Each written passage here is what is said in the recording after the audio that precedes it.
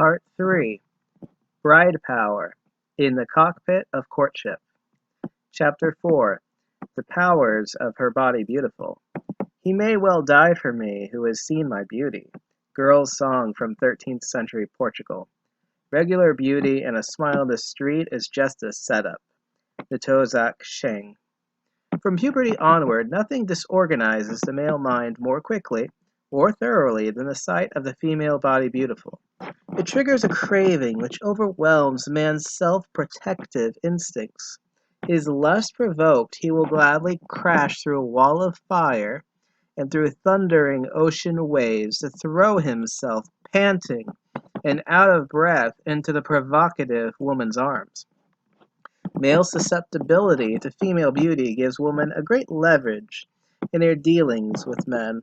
This leverage is further increased by woman's artifice.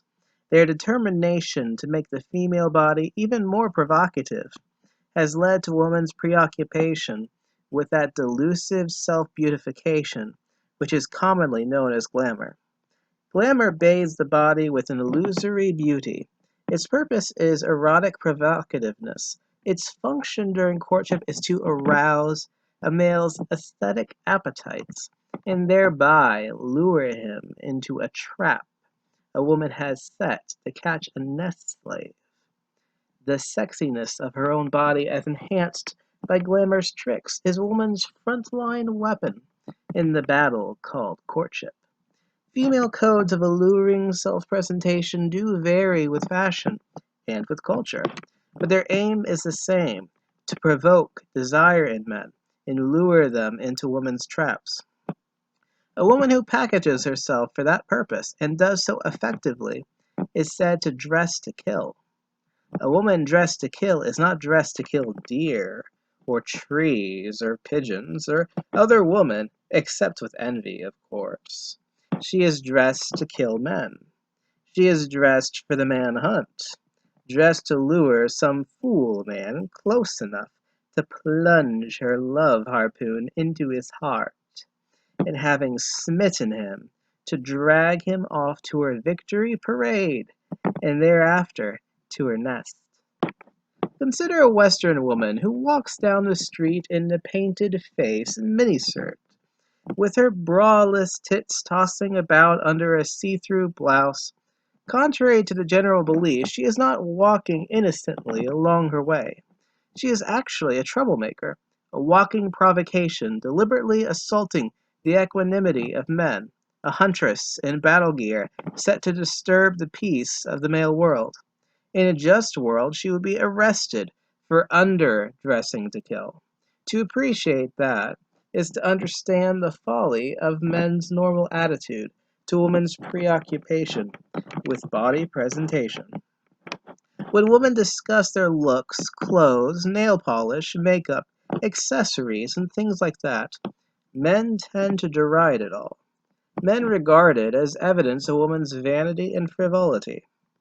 When men see a woman fussing about her looks, bringing out her makeup kits in a crowded bus, plucking her eyebrows in a restaurant, touching up the slightest run in her paintwork, or retouching the smudge in her lip gloss, when a woman spends half a day picking out clothes that will have her calculated effect on onlookers, when she puts on stiletto shoes and threatens to dislocate her ankle just because she says they make her legs look nicer, men are usually amused and shake their heads at female vanity.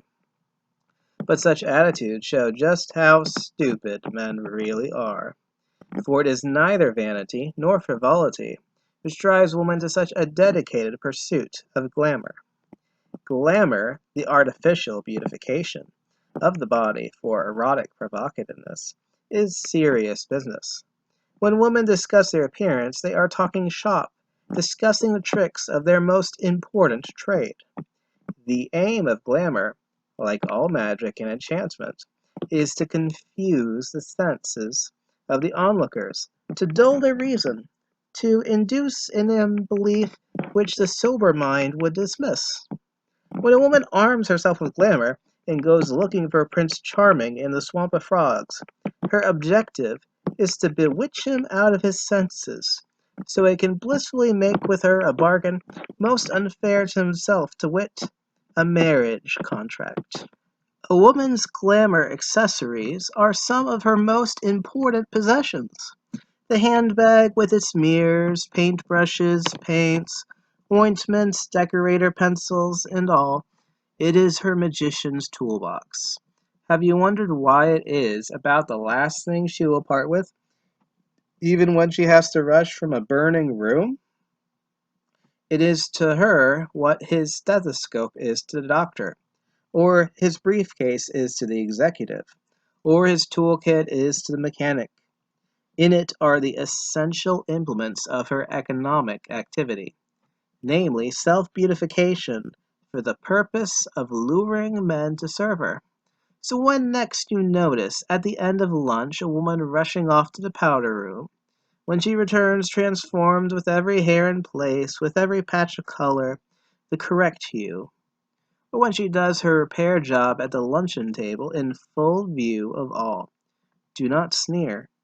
Take to heart what Natozak Shang said about beauty being a setup, and make sure the setup does not catch you. A woman undergoing glamorization is like a warrior kitting himself out for battle. In contemporary Western fashion, she will shave her legs and armpits, wear curlers in her wet hair, smear thick paint on her face, and let it dry and cake on her skin, stuff her feet into tight, high-heeled and ankle-snapping shoes, diet herself into an enervating, twiggy slimness, and then set out to seek battle. After her victim has been hauled home, or rather, after her victim has hauled her off to his home where she shall eat him, many a woman tends to abandon her pursuit of glamour. When the hunt is over, one must pack up and put away one's hunting gear, until it becomes necessary to hunt again. Such a woman ignores her looks, becomes unkempt, gets splendidly fat, turns discourteous till her bewildered husband wonders if there is any living connection between the demure beauty he wedded and this raggedy harridan he must bear as the cross of his life. Once upon a time in London, I heard a British woman talk of having to fetch her flashy dresses out of mothball. When I asked her why, she said that she had to start looking for a new man. The one she once snared using those same clothes had recently gotten away. Her tone was quite businesslike. It was that of a man saying, "It's time to bring out my baits and rods and go down to the stream. It's fishing season again." Of course, woman's propensity to glamorization exploits male's weakness for the female body beautiful. If men were not simple-minded dupes who are taken in by dabs of paint and whiffs of perfume, I wonder whether women would be so dedicate themselves to glamour. I once teased a Nigerian woman about women's preoccupation with their looks. I suggested that men were far more interested in woman's more solid qualities, and that women might do better by cultivating those. She replied, "It's all well and good to cultivate all those solid qualities, but you first have to attract him, don't you? If you don't, how is he ever going to find out about those other qualities?" Once we remind ourselves that a woman's principal occupation is the winning and holding of at least one male slave, and that her looks are among her primary assets for this business, we must realize that man's condescending attitude to her obsession with her looks is obtuse. Not just obtuse, it is a sign of men's own folly. Would we look down on a hunter who spends time cleaning and oiling his gun? Or on a fisherman who lavishes care on his fishing traps? Or on any man who is carefully tending the tools of his particular trade? What would we think of a magician who neglected his appearance, or who failed to practice the little tricks he must use to manipulate his audience's attention? A soldier who regards his opponent's weapons with contempt, or who fails to recognize enemy weapons for what they are, risk his own defeat. Men clearly do need protection both from their own stupidity and from the susceptibility to female beauty. Indeed, one of the best laws ever passed by men, one of the few which male legislators have passed in the male interest, was an act of the British Parliament of 1770. It said, "All women of whatever age, rank, profession, or degree who shall after this act impose upon, seduce, and betray into marriage any of his Majesty's subjects, by virtue of scents, paints, cosmetic washes, artificial teeth, or false hair, iron stays, bolstered hips, or high-heeled shoes, shall incur the penalty of the law now in force against witchcraft, and like misdemeanors. And marriage under such circumstances, upon conviction of the offending party, shall be null and void." Predictably, like most sensible laws in the male interest, it is not known to have ever been enforced. It was probably a dead letter before it arrived on the statute books. Had it been enforceable, the cosmetic giants of the world would never have built a thriving industry. Nor would the advertising industry daily use the glamorous female body to raid the pockets of men on behalf of vendors of all manner of goods and services. Among feminists, there are Puritan prudes who, in crying down pornography, object to advertisers' use of the female body beautiful on billboards, posters, magazines, and televisions to sell products. They claim that such images demean woman. It is doubtful that images of beautiful and sexy girls demean women. It is probably only the plain Janes and ugly ducklings who feel demeaned when they compare themselves with the beautiful images over which men drool and lose their self-control. The truth or falsity of that jealous complaint is for women to sort out among themselves. However, it should be noted that if public displays of images of the female body beautiful do demean woman, then every woman who displays her own body beautiful in public places, streets, parties, offices, beaches, also demeans woman. If certain images are to be banned for demeaning woman, so too must every woman's self-display of a similarly provocative sort.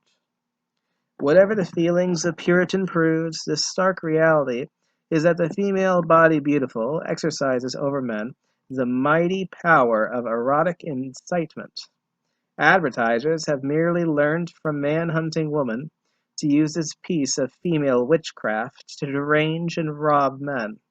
If men were smart enough to act in their own interest, they would seek protection in both law and custom from all public display of the female body beautiful. They would follow the example of the Ayatollahs Iran and ban from streets, beaches, parties, and other public gathering places all displays of the female body, especially in cock-teasing outfits and provocative positions. They would ban them not because the displays demean women, but because they derange men, bewitch men, and put men's cocks into the manipulating hands of women. That concludes Chapter 4. If you've enjoyed this content, make sure to subscribe to my BitChute channel as well. If you enjoyed this video, don't forget to like, share, donate, subscribe, and comment. And remember, guys, until next time, better is it to dwell upon a corner of a roof than with a contentious wife, although in a house in common.